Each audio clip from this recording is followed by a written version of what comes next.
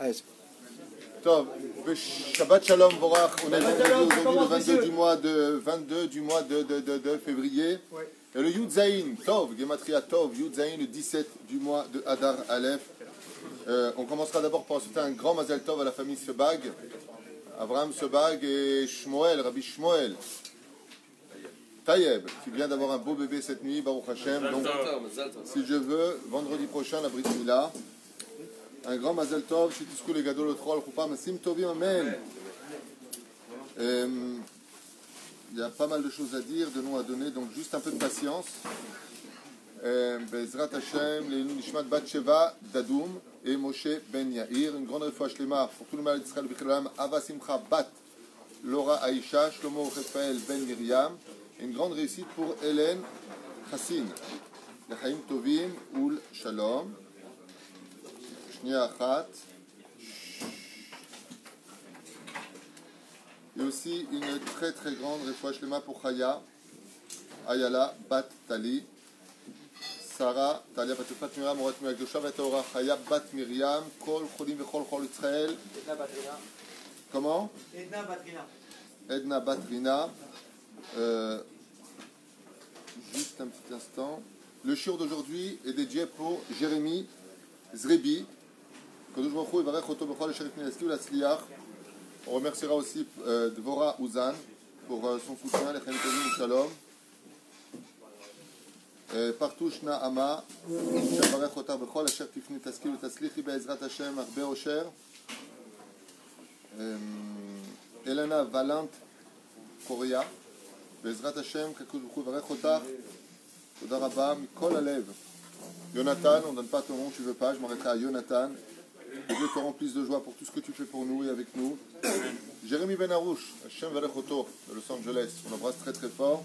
Stéphane, Rémi Ayakar, les portes de la réussite. Kol Asher Yefni, Eskil Asliach, Ilan Nabet, Hashem Yevarech, Et Kol Derachecha. Daniel Villard, qui fait déjà partie de Oel Moshe, lui, il est toujours avec nous pratiquement. Bezrat Hashem Barar, Vitale Shmolad.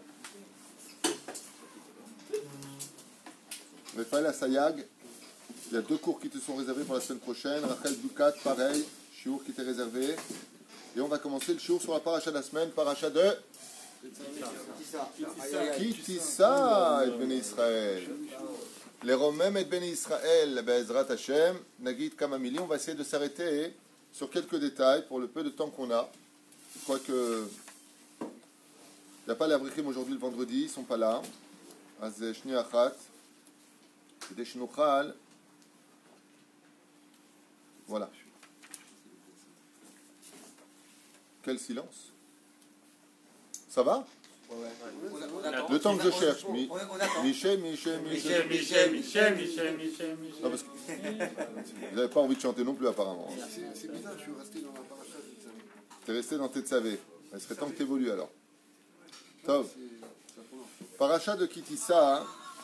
Boletet Barichut, puisqu'il y a dans cette paracha-là 139 psukim, 139 versets.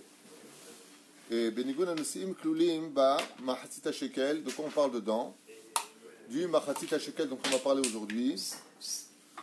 On parle du Kior. Il y a beaucoup à dire sur le Kior, puisque c'est des sujets que malheureusement, même si les Midrashim, eux par contre, ont versé beaucoup d'encre sur le sujet des Kiorim, c'est-à-dire des éviers d'ablution des mains et des pieds des Kohanim. La façon dont on se purifiait était de verser de l'eau, il fallait bien un évier. Et là-bas, on nous apprendra que l'évier des Kohanim a été fabriqué, non pas avec des matériaux venus d'autres mondes, mais tout simplement avec les miroirs des femmes qui se sont faites belles, qui ont compris la valeur du mariage. Très important de se faire beau et belle pour son conjoint, comme je l'ai expliqué dans mon livre Le Code du Bonheur, que rien n'est un acquis sur terre. Fais attention à ton poids, fais attention à ta forme, que ce soit pour les hommes et pour les femmes. Les hommes aussi doivent faire attention à cela, de ne pas se laisser aller.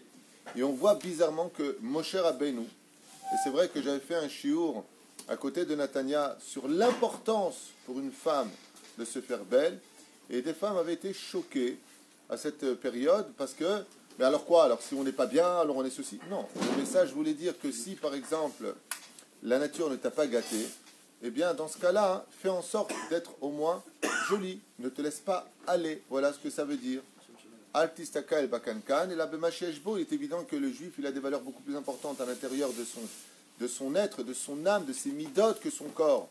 Seulement, Moshe Rabbeinu, à propos du Kior, quand Dieu lui a dit, va prendre le miroir des femmes pour faire le socle de la Kedusha de toutes les Kohanim du Beth Amikdash, il a dit à Hachem, j'ai pas entendu ce que tu dis. Prendre quoi?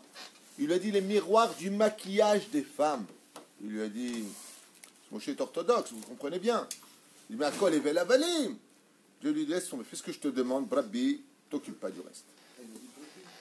Oui, Dieu est tunisien, tu n'es pas au courant. La Torah est une. Velachen, c'est une plaisanterie, hein, elle est algérienne, elle est marocaine, est-ce que vous voulez? Elle appartient à 12 tribus. Aval, juste que vous compreniez parfaitement que le créateur du monde, il dit à Moshe de prendre des miroirs. Et le Midrash nous dit que Moshe a fait semblant de ne pas comprendre. Pourquoi? Il est choqué.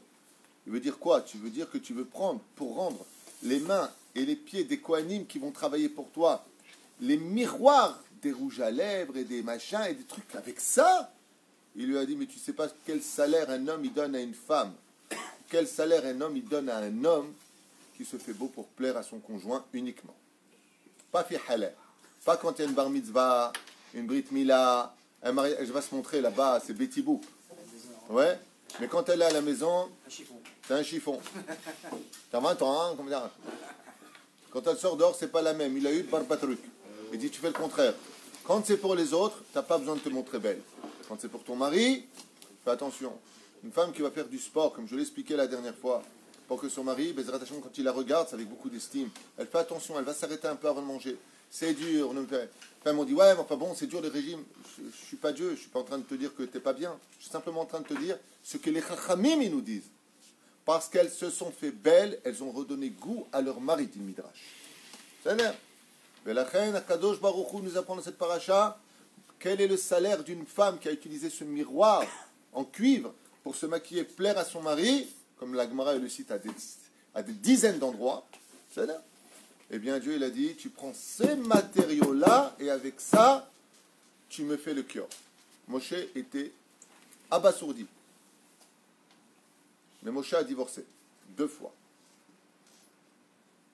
Celui qui veut bien tenir son couple, qu'il sache 2 choses, que rien n'est un acquis, et comme tu as su plaire avant le mariage, continue à plaire après le mariage. C'est ça. Souvent, avant le mariage, on faisait un petit 44. Après le mariage, on fait toujours un petit 44. Seulement c'est 2 cuisses. Avant c'était là, après c'est... Faire attention, faire très attention, ce n'est pas un acquis. Tu as les galants comme ça au mariage, d'accord? Pour pour les photos, tu rentres le ventre. Tu te rappelles? Quand tu allais au Chidour, tu manges un petit peu. Il faut que tu sois le même après.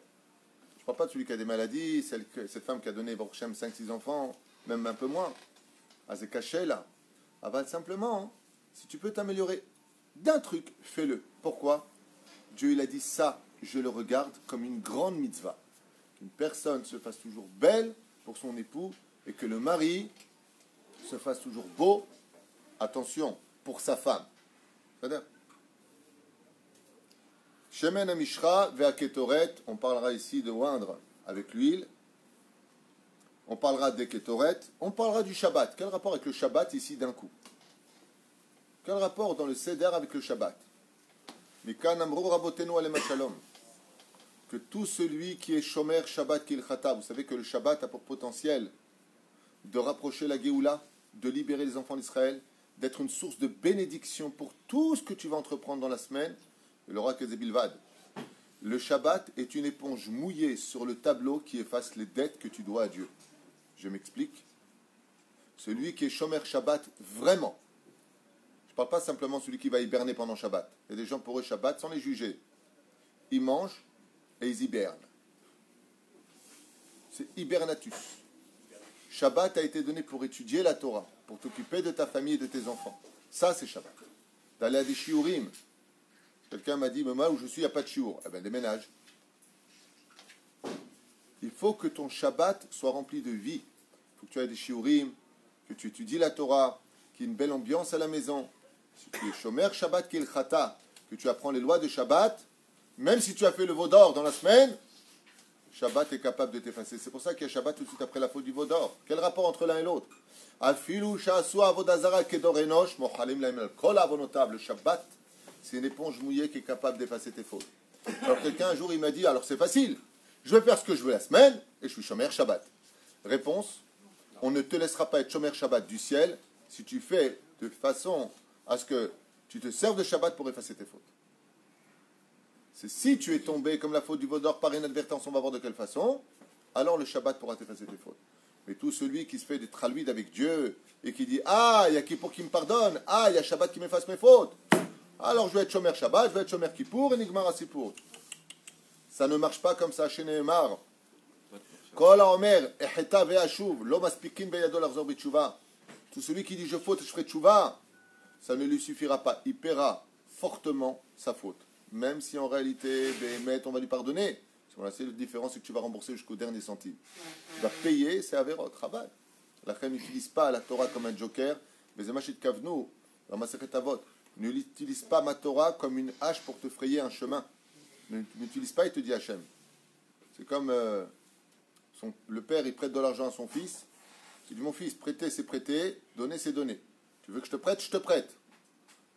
Et le fils, qu'est-ce qu'il dit? Il dit à son père, il dit à son copain à côté de son père, de toute façon, mon père, prêter, pas prêter, il me pardonnera toujours. Le père, à ce moment-là, il lui a dit, Habibi, si tu ne me rends pas l'argent, je t'emmène au Beddin. Tu m'as pris pour un pigeon. Que moi, je te pardonne de moi-même, c'est une chose. Mais que toi, maintenant, tu te sers de mon cœur pour utiliser ton joker contre moi, ça veut dire que tu retournes mon cœur contre moi-même, ça ne marche pas. Que Dieu, il a un bon cœur, qui nous pardonne, parce qu'il est miséricorde, il est patient, il est unique, il est enkamo. Il n'y a pas comme Dieu. Il n'y a pas une personne au monde qui arrive à 0,01% des midot d'Hachem. Dieu te dit, ok, je suis bon, je suis gentil, on m'appelle même le bon Dieu dans le monde, tu vois, c'est bien. Mais il n'y a pas marqué pigeon par contre. Ne m'utilise pas dans ma bonté. Ne viens pas m'utiliser. Que moi je te pardonne, c'est ma décision. Mais que toi tu me forces à te pardonner, c'est une autre paire de manches. Ne me prends pas pour un serviteur. C'est moi le roi, dit Hachem. C'est pas toi. Oufren, Luchot, Ashnim. On parle dans la paracha de cette semaine des deux Luchot qui viendra à Marseille, Vechen, Alze, Aderer. Il y a une particularité dans cette paracha que vous ne trouverez nulle part ailleurs. C'est que c'est la seule paracha où, je crois, 96 versets, plus ou moins, pratiquement tout le Ikar, c'est-à-dire le centre de la paracha, ne sera que pour une seule montée. Il n'y a qu'une personne qui va monter, qui va prendre à lui tout seul plus de la moitié de la paracha pour lui. C'est-à-dire quand il monte, tu en as pour au moins 7-8 minutes avant qu'il ne redescende. C'est Non. C'est un bonus. Non, certainement pas Cohen. Et pourquoi certainement pas Cohen, justement? Il n'a pas participé au Vaudor. Parce que Cohen, c'est Aaron. Cohen, c'est Aaron. Et Aaron, c'est lui qui a fait le Vaudor. Donc, descend avant la faute du Vaudor. Et les autres, Israël, monte. Non, non, non, vous avez participé. Donc, vous ne montrez pas. Qui sont les seuls qui n'ont pas participé? Les Lévis. Donc, Lévi, quand il va monter, c'est Bezrat Hashem, iske pour les Kohen Beshabbat Kodesh. Quand Lévi va monter, toute la partie qui précède la faute, qui parle de la faute et qui redescend de la faute jusqu'au Tikkun de Shabbat Kodesh, c'est pour les Lévim. Pourquoi? Ici, il y a un grand moussard. Il y a un très, très, très grand moussard extraordinaire à retenir. C'est que, vous voyez ce qu'elle fait la Torah, notre tradition juive. C'est-à-dire, Habibi, ne viens pas te présenter dans un endroit où toi-même tu n'es pas un exemple. Quand il y a des situations, très souvent à table, on se moque, on fait du lachon hara, puis d'un coup on dit aux autres, il ne faut pas se moquer, il ne faut pas faire de lachon hara. On lui dit, tu n'as pas vu que quand on parle de la paracha du Kitissa, celui qui monte pendant la faute du veau d'or, c'est celui qui n'a pas de rapport avec cette faute. Là, tu apprendras qu'avant de regarder avec tes yeux les défauts des autres, va d'abord voir si tes yeux à toi, ils sont à or. Lorsqu'on apprend ça, de cette paracha Gdosha, les Lévi'im, ils montent. Pourquoi les Lévi'im? Parce qu'ils peuvent se permettre de parler d'une chose, parce qu'ils ne l'ont pas fait. Mais toi, tu te permets de parler alors que tu es encore très sale dans ta façon d'être. La reine, Adam Ilmad, que celui qui va monter, et peu importe combien il va prendre de temps, soit un exemple pour dire aux autres ce qu'ils doivent être. Ne viens pas commencer à parler des uns et des autres alors que toi-même, tu es concerné par cette même Avera. C'est là que les Lévi'im, la mère sera leur dit, ah, c'est Emet. Les Lévi'im, eux, ils n'ont pas de rapport avec la faute. C'est Techef Navin Ketzad. קדמונים מקדישים רבים בני ישראל לא חטאו אותה שעה בחטא העגל, וגם ישראל לא ביקשו עבודה זרה לכבוד השם. Ici, il y a beaucoup de choses à dire, on dira Be'ezrat Hashem Blinder pendant Shabbat Kodesh, à propos de la faute du veau d'or, que les Teilim nous disent que c'est un shor qui mangeait de l'herbe. Ben, ouais. Un shor, ça mange de l'herbe, oui. Ah, excusez-moi, je voudrais revenir un petit peu. Ah, tu veux revenir en arrière? Ouais, parce que s'il n'y a pas... Je me dis, je vais me taire, mais je peux pas. Tu peux pas te taire, alors vas-y, parle. Alors, non, s'il n'y a pas de Lévi, donc le Kohen, il va monter. Oui. Déjà, premièrement. Et deuxièmement, Aaron, il n'a pas fauté. Parce que, comme on a dit, ils ont tué Chou. C'est-à-dire qu'ils avaient peur qu'on le tue et que là, ce soit impardonnable. Pour Aaron à Cohen. Tu sais pourquoi dans la paracha de Shemini, les deux fils de Aaron sont morts? Eux, ils ont fait une bêtise, les deux. 5 bêtises, selon la Gemara. Mais le père, lui, qu'est-ce qu'il a fait? Si le père subit une telle épreuve, c'est que lui aussi a fauté quelque part. Et les Chachamim nous disent que si Aaron a perdu ses deux fils, c'est parce qu'il avait fait le veau d'or. Le Shara Gilgulim nous dit que quand Haïli, Cohen Gadol, dans la ville de Shiloh, à l'époque de Shmuel, à l'époque de Elkana, dans Shmuel Aleph et de Chana, comment est mort Élie? Il est mort sur sa nuque. Il est tombé en arrière et il est mort sur sa nuque. Il avait 2 fils, Pinchas et Chofni. C'est ça? Le Shara Gilgulim, le Harizal, nous dit que Haïli, Cohen Gadol, n'était autre que la réincarnation de Aaron. Et il est mort sur sa nuque parce que dans la nuque, il y a de da'at. Ça veut dire que tu as perdu la tête, tu as perdu le da'at, la connaissance d'avoir fait une chose pareille. Seulement, il faut comprendre qu'à des degrés différents, Shivim Panim la Torah, des choses que j'ai déjà expliquées dans les shiurim. Je rappelle que vous avez un site qui s'appelle toratraim.net. Vous avez une application Rav Twitou. Là-bas, hein, vous pourrez voir, bien il y a 2500 cours, si je ne m'abuse. Et il y a, sur la paracha de Kitissa, peut-être 7-8 cours différents, où j'explique beaucoup de choses différentes. Et là-bas, vous entendrez que, en réalité, le veau d'or n'est pas une avéra. Dans l'absolu, c'est un kiddush Hashem. Heureusement qu'il y a eu ça. Mais la seule différence qu'il y a, c'est que quand un homme cultive une ronce, c'est à la fin de l'histoire qu'on voit si cette ronce était une rose ou pas, si on a déposé des pétales en haut ou pas. Quand on observe la faute du veau d'or, on voit une ronce. Mais si tu arrives à l'apogée de la faute du veau d'or, tu vois une pétale. Et ces pétales forment d'elle la rose.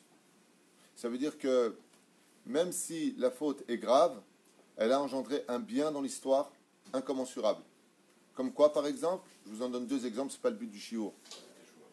Elle a engendré Yom Kippourim. Et la Gemara nous dit qu'il n'y a pas eu de jour de joie plus grand dans l'histoire que Yom Kippour et Tou B'Av. De quoi est né Yom Kippour? De la faute du veau d'or. Deuxièmement, qu'est-ce qu'elle a engendré? Les convertis. Pourquoi la Torah a-t-elle été donnée dans la paracha de Yitro? Parce que s'il n'y avait pas eu la faute du veau d'or, il n'y aurait eu que Yitro qui aurait pu se convertir dans l'histoire.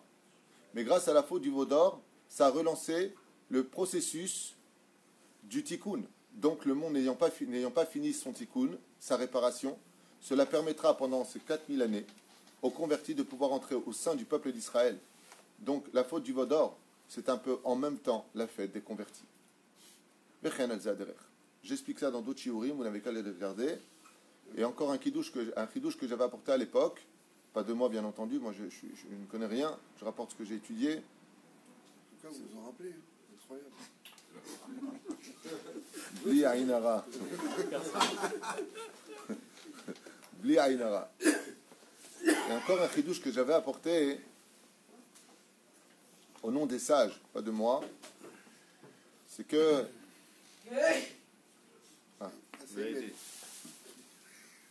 C'est qu'il y a une chose que Aaron a voulu faire, et il a voulu montrer pourquoi Dieu nous punissait.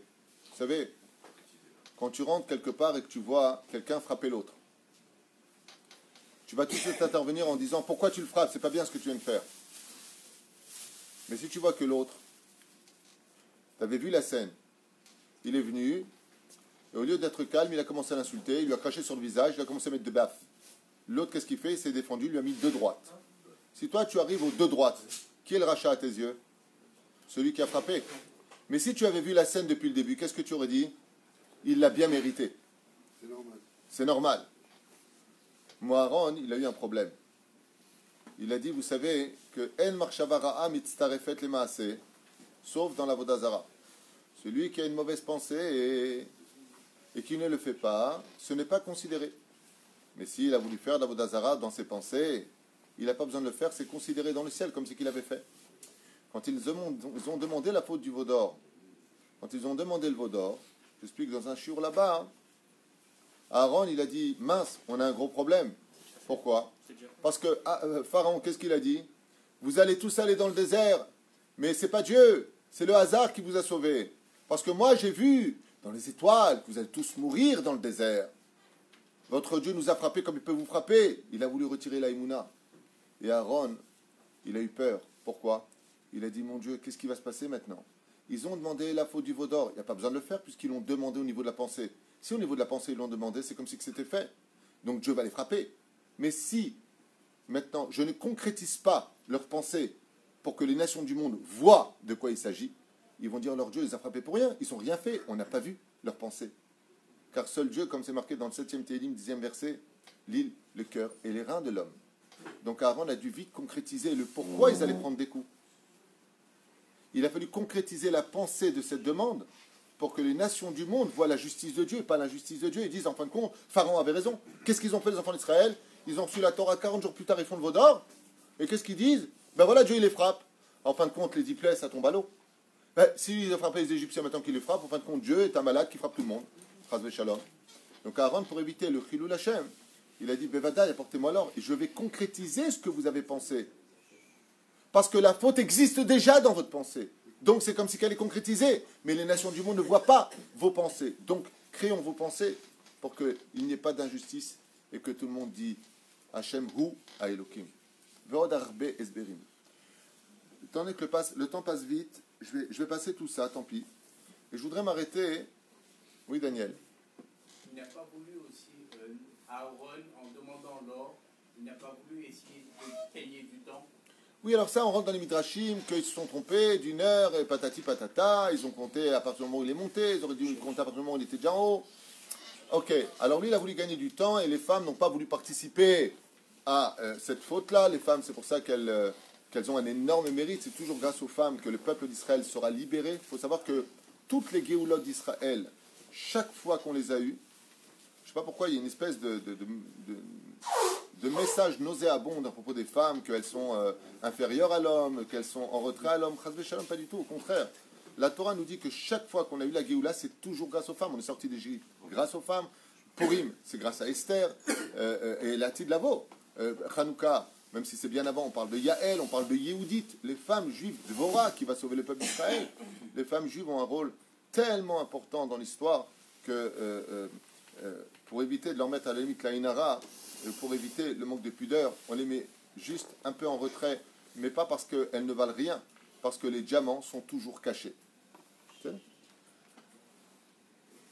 Bon, je voudrais faire le shiur quand même sur un sujet que je voudrais développer avec vous, qui est Meod Moussar Eskel, c'est sur le Mahatzit HaShekel.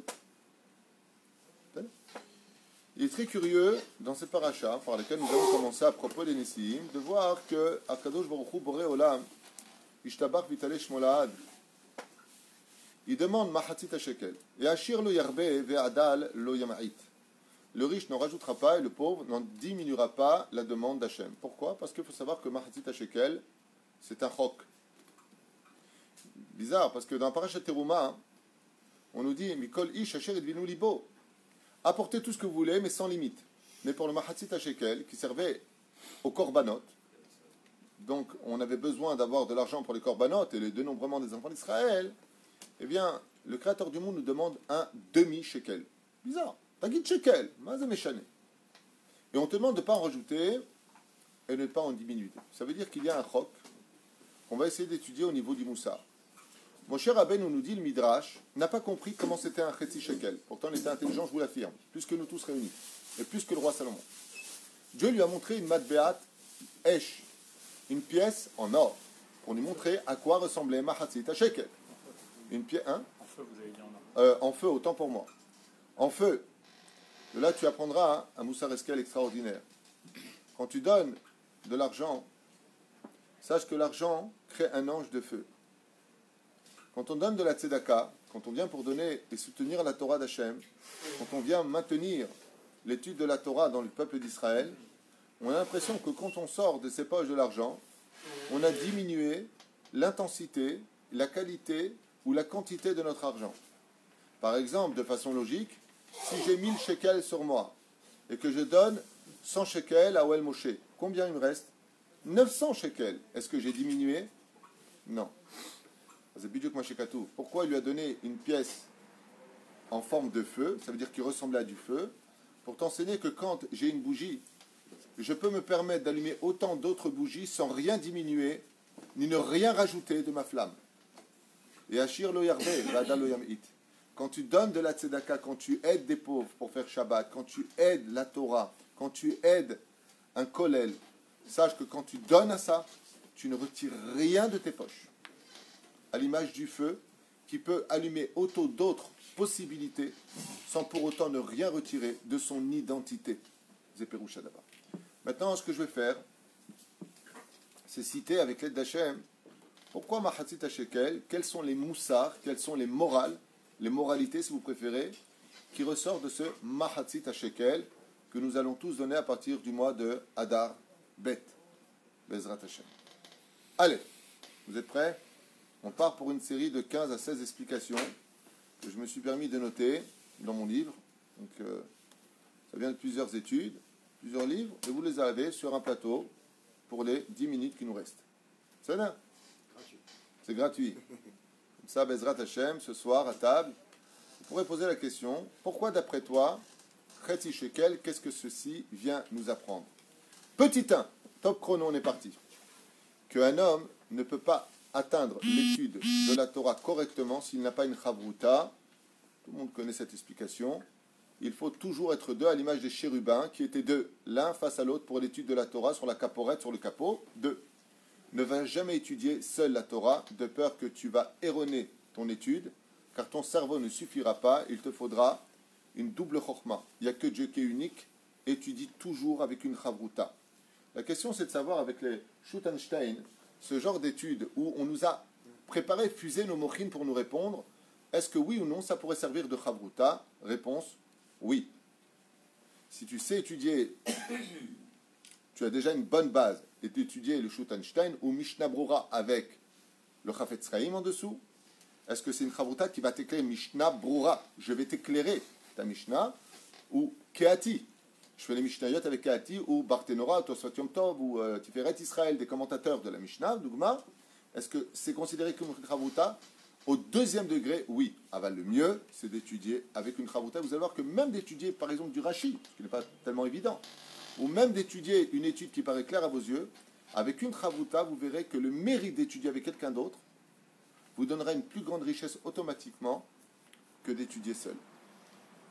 Davarishon, Chetzi, car l'homme n'est que Chetzi. Mi balash les motos, qui est celui qui le complète, sa chavruta. Chaver.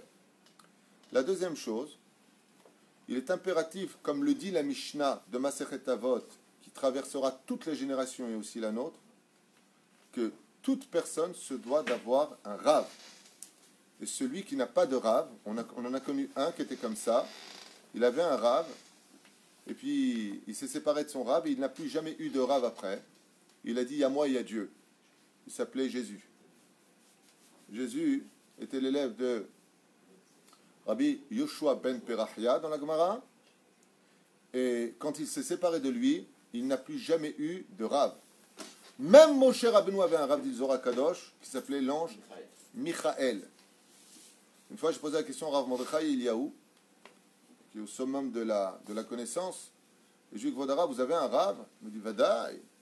C'est un rave qui avait 101 ans, qui vivait à Bnei-Brak. C'était son rave, il m'a donné son nom, je ne me rappelle pas de son nom.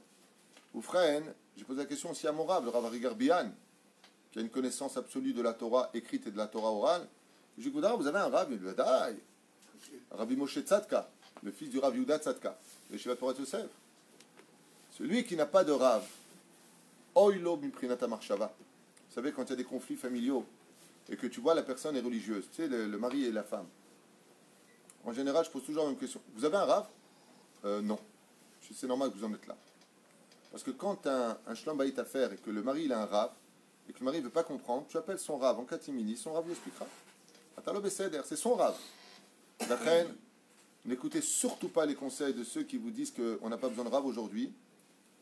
Chazve shalom, chaque fois que ça a eu lieu, ça a donné des nouvelles katotes, comment on dit katotes en français? Sectes. C'est des sectes. Ce sont des gens qui essaient de s'approprier. C'est une maladie, on appelle ça le syndrome de Jérusalem. C'est une façon d'être un nouveau Mashiach. Parce qu'effectivement, par contre, quand viendra Mashiach, qui se sera déclaré, qui aura reconstruit le Beth Amikdash, qui aura rapporté les enfants d'Israël en terre d'Israël, qui aura réparé les deux mondes, qui on n'aura plus besoin de Rav, on n'aura plus besoin de Chavruta. Ce sera autre chose. On sera connecté directement à Dieu parce que le ciel et la terre seront remplis de la connaissance de Dieu. Mais pour l'instant, il n'y a toujours pas Mashiach, on n'a toujours pas de Beth Amikdash. Donc tant que ces choses-là ne sont pas arrivées à leur apogée, chacun de nous devons avoir un Rav. Et Zenikra Chok. Sheneemar, Aselech Rav et Tistalek Mina Safek. Safek Gematria Amalek. Tout celui, disent les Chachamim, qui n'a pas de Rav, Amalek sera son Rav. La reine Yesh Tamid Litraber les Rav. Mais est-ce qu'il y a une possibilité, par exemple, des gens qui sont à l'extérieur d'Israël, qui se rendent compte que comment voir si le Rav avec qui on est, c'est un vrai ou un faux? C'est ce qu'on m'a posé la question. C'est-à-dire, mais là, ce serait un sujet qui va m'éloigner de ce que je veux faire, donc je ne peux pas répondre à cela. Un rave qui est un vrai rave, d'abord est un rave qui a une réputation de rave, c'est une personne qui lui-même a un rave. Qui est rave? Celui qui a un rave. Et pour finir, il est réputé pour ça, Yirat Shamaim. On ne parle pas des babottes qui vont te dire ce que tu as mangé hier avant-hier. Un rave, c'est celui qui, Baruch Hashem, étudie la Torah. Tu le vois étudier la Torah, tu le vois Baruch Hashem s'occuper de son peuple. Tu vois Baruch Hashem acquérir de bonnes choses. Zenikra rave. D'accord? Mais de voir une personne qui a une barbe et qui te dit Père Foujar, t'as fait ça comme les Mekoubalim d'aujourd'hui qui se font passer pour des vrais Mekoubalim. Pas tous, il y en a peut-être des vrais, je ne suis pas Dieu. Mais il y a beaucoup de tronqueries dans ce domaine et c'est bien dommage. Mais il faut prendre un Talmid Racham. Quand tu sais qu'une personne est Talmid Racham, tu le vois. C'est un vrai Talmid Racham, tu en fais ton rave, s'il veut bien de toi. Tov, Routavor. Il y a des questions. Okay. Alors il y a une question de Mathieu Simard. Oui. Qui dit moi j'ai plusieurs raves, comme ça je suis certain de bien apprendre les choses. C'est pas mal. C'est pas mal. Il a plusieurs raves. Je fais attention qu'il n'y ait pas un ravagé parmi eux. On a dit que c'était pas bien d'avoir plusieurs raves. Alors, je vais répondre à cette question-là, mais je vais vous faire un cours sur avoir un rave aujourd'hui, mais je vais quand même répondre à cela, parce que je voudrais avancer. Il y a des rabbanim qui sont très forts en moussard. Tu as le droit d'aller le voir pour ton moussard. Qu'est-ce qu'on appelle mon rave attitré? C'est quand on parle d'alachot. C'est-à-dire quand on parle d'alachot, qu'est-ce que je fais avec votre arabe? Je fais comme ça ou je fais comme ça? C'est les harav. Parce que par exemple pour Pessah qui arrive, ou pour les minagim de Purim, tu vas voir un rave marocain, algérien ou tunisien, tu tombes par exemple pour le deuil, Hazesham Sheloneda. Il faut que tu aies un rave. Maintenant en ce qui concerne la Gemara, des fois il y a des rabbanim qui sont beaucoup plus forts que d'autres rabbanim, ils sont plus assidus à l'étude de la Gemara. Alors j'ai mon rave. Bon, moi lui-même personnellement il est fort dans tout. Mais j'ai mon rave, par exemple, à la Yeshiva, lui c'est un spécialiste du Talmud, comme les médecins. Il y a le généraliste, mais il y a aussi le cardiologue, le neurologue, le péroulé. Donc si tu viens poser une question à ton rave, parce que lui vraiment moussard, il te parle plus. Il a de la chassidoute en lui par exemple. Tu vas le voir pour ça, il n'a rien mis. C'est pas un problème d'aller voir d'autres rabbanim. Ça veut dire que si j'ai un rave, je ne vais pas voir un autre rave. Mais ça veut dire que pour les décisions dans ma vie, pour les décisions d'alachot, c'est ça avoir un rave. Ça se confirme sur deux points principaux. Maintenant, si le Mishnah Brura, par exemple, tu étudies les halachot, et que l'autre, il est un peu plus spécialisé que certains rabbanim, Bezrat Hashem, tu as le droit d'aller les voir. Aval Kikaron, il faut que tu aies un rave. C'est le manché de ta halacha et de tes décisions dans la vie avec l'aide d'Hachem. C'est là. J'avance. Il y a d'autres questions ou je peux avancer? Il y a une question de Eve Dahan. Après, Shabbat Shalom. Voilà. Que fait-on quand le mari ne veut pas étudier en Chavruta, SVP? Si un mari ne veut pas étudier en Chavruta et que Bezrat Hashem, ça améliore ses midot, tu le verras. Si tu vois que le mari, grâce à Dieu, il étudie, et en général, je vous dis franchement, celui qui étudie sans Chavruta, de nos jours, avec les livres qu'on a, on a dit tout à l'heure que Yatsa et Chova. Pourquoi? Parce que le Shutanstein, c'est une Chavruta. Il t'explique exactement comment il faut comprendre les choses. Donc c'est quelque part une Chavruta. Mais il rate quelque chose d'essentiel. C'est que la réussite de ce monde C'est comme, je vous donne un exemple. On peut vivre toute notre vie avec un bras. Mais comment on vit avec deux bras? On peut tout lever. Quand on a une chavruta, ça aide à venir à l'heure. Quand on a une chavruta, si toi tu n'as pas envie d'aller étudier, tu sais qui t'attend, il t'appelle. Donc tu vas y aller. Quand tu as une chavruta, le temps passe très vite parce que le temps que tu l'écoutes et que tu veux répondre, tu vas engendrer chez toi une itla avout. Quand tu as une chavruta, ça te force à parler à voix haute. Et l'étude ne s'acquiert que quand tu es à voix haute. Quand tu étudies seul, tu n'étudies pas à voix haute. La reine, il y a beaucoup d'avantages à cela. Mais si déjà il étudie la Torah dans cette génération 2019 de l'Alvirière, quelqu'un qui va étudier la Torah, madame, soyez fiers de votre mari. Tov, Ish, un homme n'est jamais complet tant qu'il n'est pas marié. La reine, Mahatit Shekel, tout comme il y avait Abraham, il y avait Sarah, Yitzhak, il y avait Rivka, tant qu'un homme n'est pas marié. Ani Chetzi Ben Adam, je ne suis que la moitié d'un homme, tout le monde le comprendra. Mahatit Shekel vient nous enseigner que le complément de l'homme, ce qui va compléter Yotzer Ha-Adam, former complètement un homme, c'est son épouse. Combien un homme se devra, Baruch Hashem, de faire attention, hein, comme on a l'habitude de le dire presque dans tous les shiurim, sur le Shlom Bait, d'Abezrat Hashem de Léashlim. Vas-y, Shlom Bait, Tashlim Imishtercha, fais ce qu'il faut pour vivre en paix avec ta femme, sans être pour autant un pigeon. Oh, explication très profonde que je vais dire en une phrase. Toi et le peuple. La Gemara nous dit chaque matin un homme doit se lever en disant Bishvili Nivra Haolam. Alors c'est vrai, pour moi le monde a été créé. C'est vrai qu'on va te poser des questions à la fin de ta vie. Est-ce que tu as fixé un temps d'études? Est-ce que tu as été droit dans tes affaires? Est-ce que tu as attendu la Géoula? Est-ce que... Il y a une question qui vaut pour les réponses, toutes les autres réponses, qui est la plus grande de toutes. Il y a toi et il y a ton peuple. Qu'est-ce que tu as fait pour ton peuple? Mahatsit Shekel. Tu n'es que la moitié d'un complément du peuple d'Israël. Qu'est-ce que tu as fait pour ton peuple? Tout celui qui fait une mitzvah fait profiter le peuple entier. Tout celui qui fait une avéra fait tomber le monde entier. Comme ça dit la Gemara. Velachen, Mahati, tu n'es que la moitié d'un complément. Tu n'es pas un juif dans ton monde. Si Israël est en difficulté, n'oublie pas Mahati ta shekel.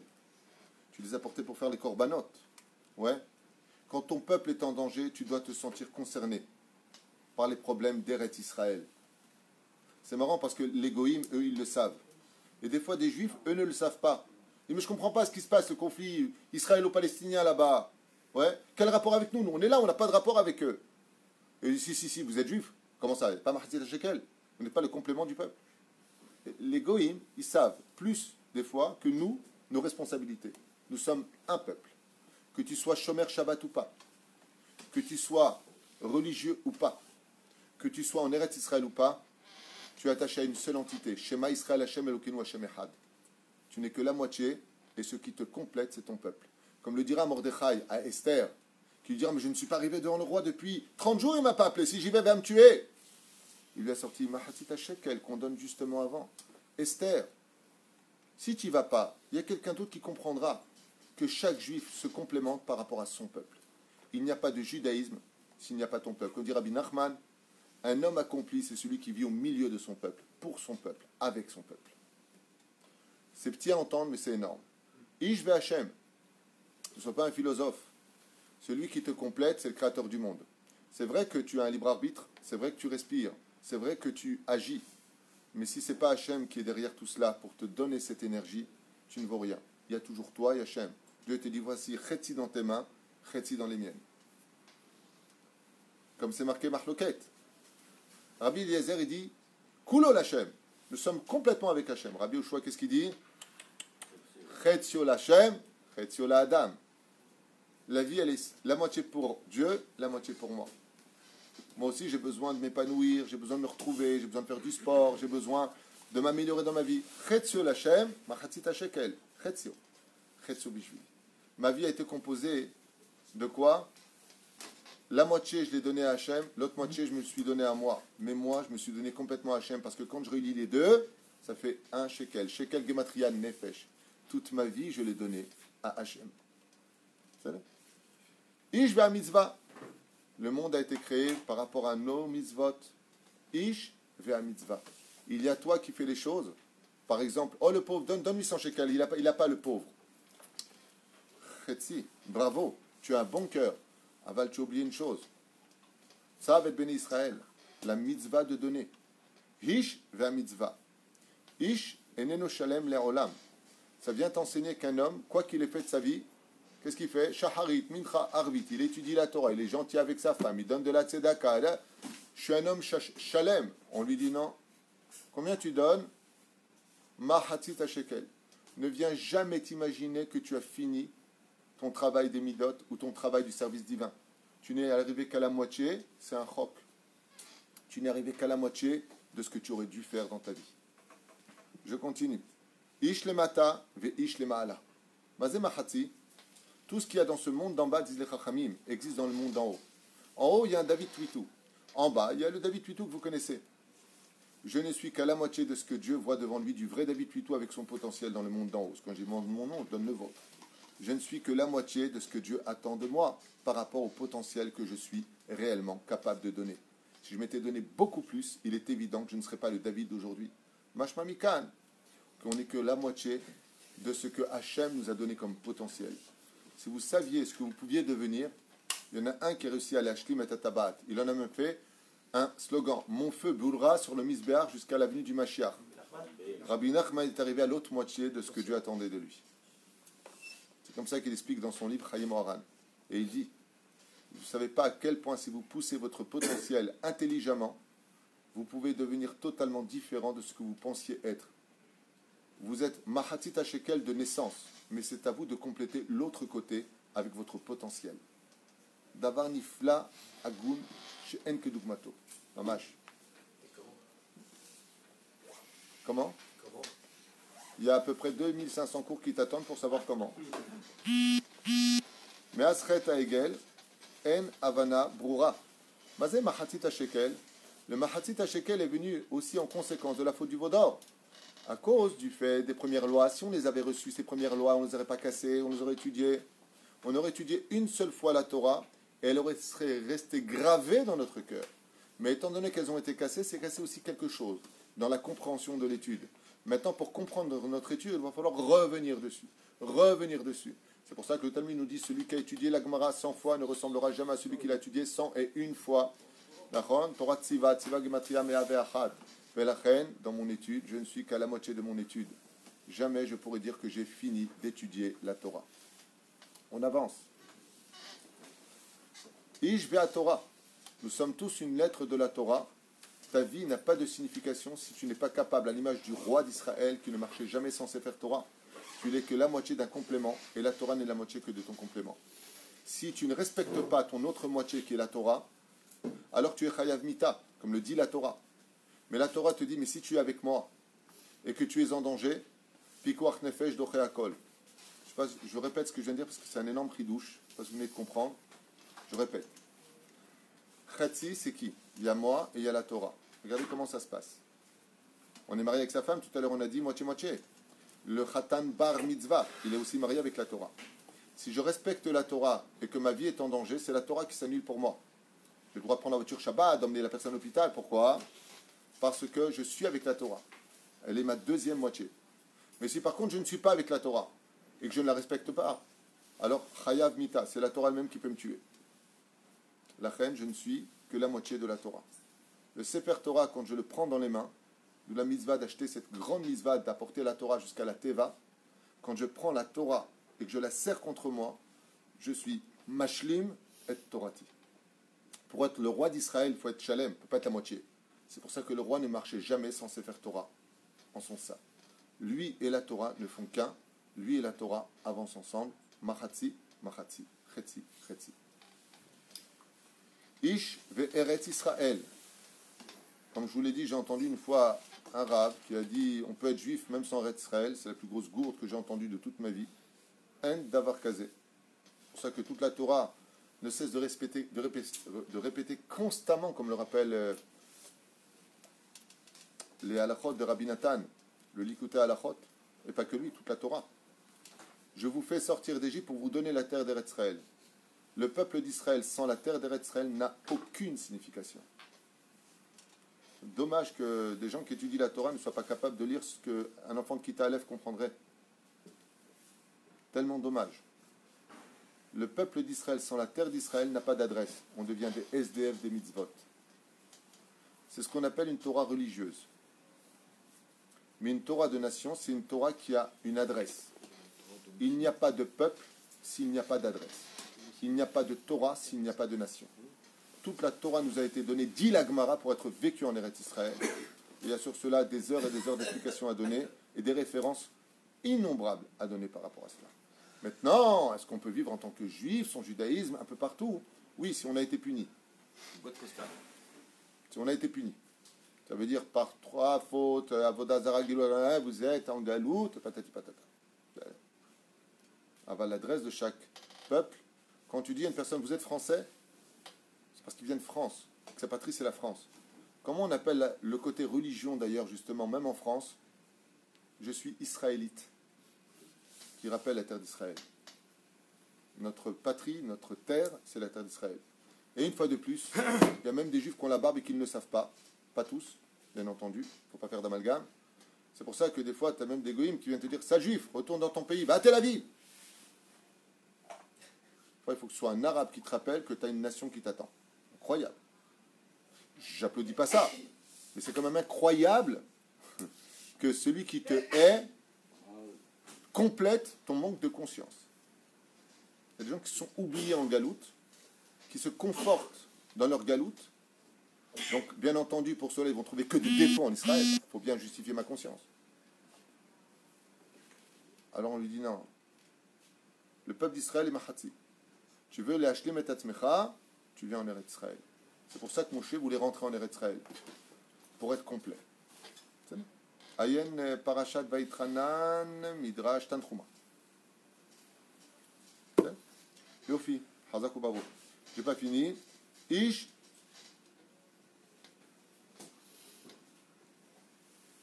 Vechovotav Klape Hashem, l'homme et ses obligations vis-à-vis d'Hashem. Ish Vegilgulo. Alors ça c'est extraordinaire. Pourquoi on donne Mahatit à Shekel? Pour ne pas t'imaginer une fraction de seconde que tu viens de démarrer ta vie. Que tu n'es que le complément d'une vie déjà vécue qu'on appelle la réincarnation. Mahatit à Shekel. Shekel Gematria Nefesh. Tu es venu compléter ce que tu avais commencé. Mahatit à Shekel. Pourquoi? Parce que les corbanotes de nos vies, nos sacrifices, ce que nous faisons, des fois on ne comprend pas. Mais qu'est-ce que j'ai fait, Dieu? Regarde, je fais ça, ça. Baba, tu n'es pas né hier, tu reviens d'avant, tu es venu payer ce que tu avais fauté avant. La reine Mahatit à Shekel. Shadam Yashim et Gilgulo. Dougma. Le Hida Kadosh, dans son commentaire sur le Teilim, parle de Ben Azaï. Ben Azaï, Kodesh Kodashim, au Kerarim, celui qu'on appelait celui qui déracine les montagnes. Ouais. Il dit, il faut te marier tôt. Mais tu n'as jamais été marié, Ben Azaï. Comment tu peux demander aux enfants d'Israël de se marier alors que toi-même tu n'as pas été marié? Le Hida Kadosh, il dit que Ben Azaï avait atteint un tel niveau de Torah et de Kdusha qu'il se rappelait de son Gilgul précédent, de sa femme et de ses enfants. Pour lui, il avait déjà accompli la mitzvah. Zechetzi. Mahatit Shekel. Et je finirai juste avec ça parce que j'ai pas vu l'heure et j'ai des rendez-vous. Il faut absolument que je finisse. Pourquoi Bémet Mahatit Shekel? Nous avons expliqué tout à l'heure que le Mahatit Shekel est venu entre autres, je dis bien entre autres, en conséquence de la faute du veau d'or. Et étant donné qu'elle est venue en conséquence de la faute du veau d'or, il faut bien qu'elle paye le veau d'or. Mais chez Dieu, tout est précis. Tout est exact, tout est justice absolue au millième du millième près. Chez Kadosh Baruch Hu, jamais tu vas verser une larme, une souffrance, une peur, une angoisse, jamais. Pour rien. Tu payes tout le temps quelque chose. Agmara lui dit à un tel point que tu cherches ta clé, tu cherches une pièce, tu mets ta main dans ta main droite, c'était dans la main gauche, ça veut dire c'était dans... Ce tikkun de s'être fatigué de chercher sa pièce vient réparer quelque chose. Chez Dieu, il n'y a aucune injustice. Jamais. Et donc, comme il n'y a aucune injustice, quand on a fait la faute du veau d'or, est-ce qu'on a voulu faire de la vodazara? Ou est-ce qu'on a voulu remplacer Moshe? On a voulu remplacer Moshe, on n'a pas voulu faire de la vodazara. Donc, est-ce qu'on a fauté au niveau de la pensée? Non. Est-ce qu'on a fauté au niveau de l'action? Oui. Donc, combien je dois payer? Entier ou moitié? Moitié. Étant donné que nous n'avons fauté que par l'action et pas par la pensée, dans ce cas-là, eh bien, nous devrons apporter que la moitié. Et non pas la somme totale de la kapara, de la faute du Hegel. Et la reine Mahatit Shekel, Dieu te dit non, Ni tu rajoutes, ni tu enlèves. Avec moi, je ne te demande pas de souffrir plus que ce que tu dois souffrir. D'ailleurs, il n'y a pas de misère de souffrir, d'ailleurs. Je ne te demande pas de payer plus que ce que tu dois payer. Chez moi, chaque souffrance, chaque épreuve que je te donne, elle n'est pas à peu près. C'est pas bon, viens, on va le mettre à l'épreuve, sinon on va voir ce que ça donne, et on va exagérer, on va aller plus loin. Chez Akadosh Baruch Hu, chaque chose, et Achir lo yarbe, ve'adal lo yamit. Ni tu rajoutes, ni tu enlèves. Ce que tu subis, c'est exactement millimètre près ce que tu as fait subir, tu le subiras. Étant donné que vous n'avez fauté qu'avec le veau d'or en action et que vos pensées étaient pures, c'est pour ça qu'on a été pardonné, dans sa grande miséricorde, donc il est évident qu'on ne va pas payer Shalem. Chez Akadosh Baruch Hu, tu as fauté la moitié, tu rembourses la moitié. Tu as fauté un peu plus, tu rembourseras un peu plus. Est-ce que Hachem n'a pas pardonné qu'à moitié, puisqu'il a la trace de veau d'or et c'est perpétué? Alors c'est une excellente réflexion de M. Lévy. Est-ce que Dieu n'aurait pas pardonné à moitié? Réponse, non. Dans ce cas-là, il pose la question, alors pourquoi est-ce qu'on paye dans chaque génération la faute du veau d'or? Réponse, tant qu'on la perpétue, on continue à la payer. Si on avait arrêté cette hémorragie de la faute du veau d'or au niveau de la pensée, qui peut se transformer par la vodazara de l'argent, du sexe ou autre, excusez-moi pour le mot employé, mais on parle crûment, ouais. Alors, tant qu'on perpétuera cette faute de façon idéologique, quelque part, on la paiera.